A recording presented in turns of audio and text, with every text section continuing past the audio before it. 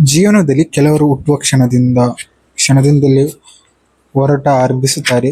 ಪಂಚು ಕೂಡ ಅಂತವನೇ. ಹುಟ್ಟಿದಾಗಲೇ ತಾಯಿ ಪ್ರೀತಿ ಸಿಗಲಿಲ್ಲ. ಅವನು ಒಂಟಿಯಾದ. ಇತರರು ಅವನನ್ನು ಒಪ್ಪಿಕೊಳ್ಳಲಿಲ್ಲ. ಕೆಲವರು ತಳ್ಳಿದರು, ಗದರಿಸಿದರು. ಆ ಕ್ಷಣದಲ್ಲಿ ಅವನು ಏನು ಮಾಡಬಹುದಿತ್ತು?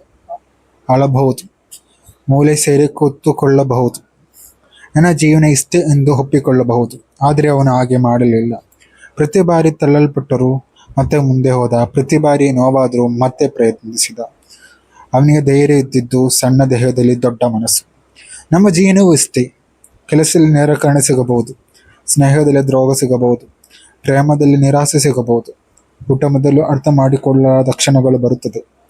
ಆಗ ನಾವು ಯೋಚಿಸುತ್ತೇವೆ, ನಾನು ನನ್ನ ತಪ್ಪು, ನನ್ನಲ್ಲಿ ಏನಾದರೂ ಕೊರತೆಯೇ, ನಾನು ಏಕೆ ಮಾತ್ರ.